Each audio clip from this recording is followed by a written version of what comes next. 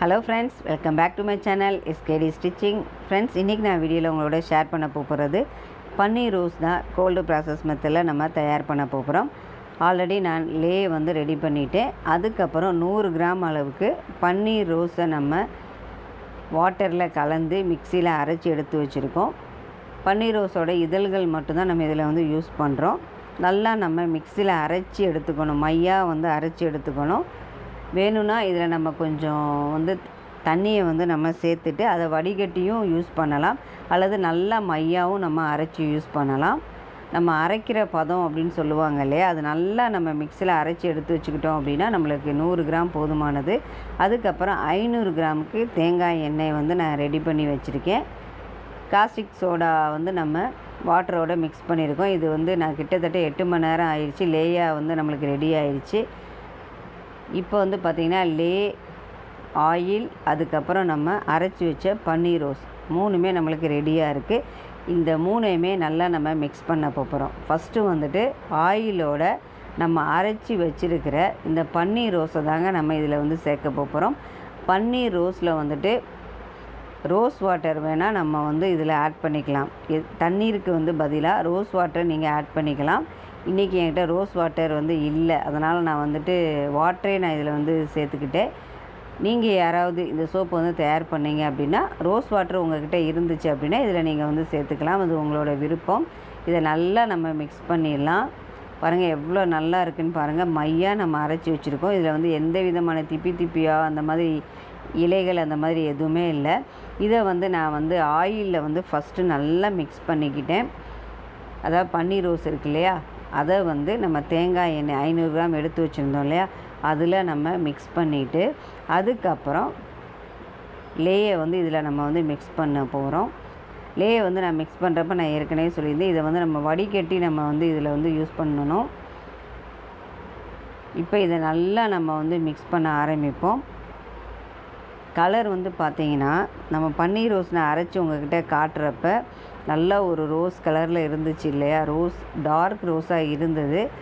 இது நம்ம தேங்காய் எண்ணெயிலையும் லேலே நம்ம மிக்ஸ் பண்ண இதோட கலர் பாருங்கள் எவ்வளோ டிஃப்ரெண்ட்டாக இருக்குது அப்படின்ட்டு. டைம் ஆக ஆக பார்த்திங்கன்னா நல்ல ஒரு கலர் சேஞ்ச் ஆக ஆக நம்மளுக்கு பார்த்திங்கன்னா டிஃப்ரெண்ட்டாக அந்த சோப் இருக்கும்.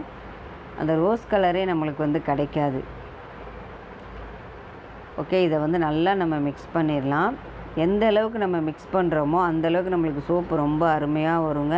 கிட்டத்தட்ட 1 மணி நேரம் அல்லது 1.25 மணி நேரம் நம்ம அந்த லே அண்டு ஆயில் அண்டு இந்த ரோஸ் நம்ம அரைச்சி வச்சுருக்கிற அதையும் நம்ம ஒரு 1.25 மணி நேரம் நல்லா மிக்ஸ் பண்ண இந்த சோப்பு பார்த்திங்கன்னா நம்மளுக்கு ரெடி ஆயிரும். இதை நல்லா இப்போ பாருங்கள், கலர் பாருங்கள் எவ்வளோ அழகாக சேஞ்ச் ஆகிட்டே இருக்குதுன்னு பாருங்களேன். இருந்ததுக்கும் இப்போ இருந்ததுக்கும் இது அப்படியே கொஞ்சம் கொஞ்சமாக எனக்கு கெட்டி ஆக ஆக இந்த மாவு பதம்னு சொல்லுவாங்க இல்லையா, இந்த பதத்திலே நான் ஃபஸ்ட்டு ஊற்றிடலாம் அப்படின்னு நினச்சேன். ஆனால் பார்ப்போம், இந்த தடவை நம்ம என்ன பண்ண போகிறோம் அப்படின்னா நல்ல ஒரு திக்கான மாவு பதத்துக்கு நம்ம இந்த சோப்பை ரெடி பண்ண போகிறோம். நான் ஆல்ரெடி என்னோடய வீடியோஸ் நீங்கள் பார்த்துருந்தீங்கன்னா தெரியும், நான் மோல்டில் ஊற்றுறப்ப இந்த பதம் இருக்கும். நல்லா நம்மளுக்கு ஊற்றுற அளவுக்கு நம்மளுக்கு இருக்கும், லிக்யூடாக இருக்கிற மாதிரி தெரியும்.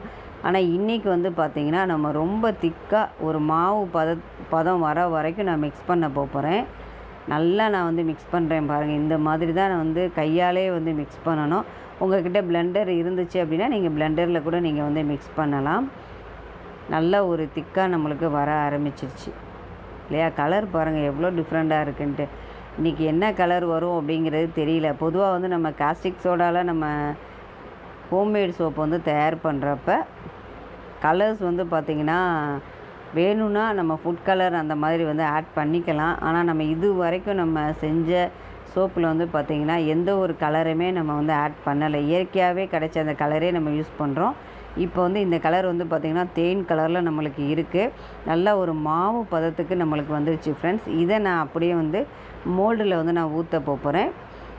எவ்வளோ திக்காக இருக்குதுன்னு பாருங்களேன், செம்ம திக்காக இருக்கு இல்லையா. இதை நம்ம அப்படியே மோல்டில் ஊற்றியாச்சு. மோல்டில் ஊற்றின பிறகு பார்த்திங்கன்னா மேலே கொஞ்சம் ஆயில் வர மாதிரி இருந்தது. பரவாயில்ல, 2 டேஸ் கழித்து பார்த்திங்கன்னா அந்த ஆயிலெலாம் செட் ஆயிரும். சோப்பு வந்து நான் மோல்டுலேருந்து எடுக்கிறப்ப இந்த சோப்பு என்ன கலர் வருது அப்படிங்கிறத நான் உங்களோட ஷேர் பண்ணுறேன். இன்னும் 2 டேஸ்க்கு அப்புறம் நம்மளுக்கு இன்னும் வந்து கலர் வந்து டார்க் வந்து கொடுக்க ஆரம்பிச்சிடும்னு நினைக்கிறேன். ஒன்று லைட் கலராக மாறும் அல்லது டார்க் கலராக நம்மளுக்கு வந்துடும். ஓகே ஃப்ரெண்ட்ஸ் இந்த வீடியோ உங்களுக்கு பிடிச்சிருந்துச்சி அப்படின்னா மறக்காமல் லைக் பண்ணுங்கள், ஷேர் பண்ணுங்கள், கமெண்ட்ஸ் கொடுங்க. மறக்காமல் என்னோடய சேனலை சப்ஸ்கிரைப் பண்ணுங்கள். தொடர்ந்து என்னோடய சேனலுக்கு சப்போர்ட் பண்ணுங்கள். ஓகே ஃப்ரெண்ட்ஸ் உங்களுக்கு சோப்பு சம்மந்தமான ஏதாவது சந்தேகங்கள் இருந்துச்சு அப்படின்னா மறக்காமல் கமெண்ட் பாக்ஸில் கமெண்ட்ஸ் பண்ணுங்கள். நான் கண்டிப்பாக உங்களுக்கு நான் ரிப்ளை பண்ணுறேன். அது மட்டும் இல்லை, நம்மளோட இந்த சோப் மேக்கிங் வீடியோஸ் வந்து யாருக்காவது ஒருத்தவங்களுக்காவது ரொம்ப பயனுள்ளதாக இருக்கும் அப்படிங்கிறதுனால நம்ம இந்த வீடியோஸை தொடர்ந்து நம்ம போட்டுட்ருக்கோம். உங்களுக்கு இது பயனுள்ளதாக இருந்துச்சு அப்படின்னா மறக்காமல் லைக் பண்ணுங்கள், கமெண்ட்ஸ் பண்ணுங்கள். உங்களை அடுத்த வீடியோவில் சந்திக்கிறேன்.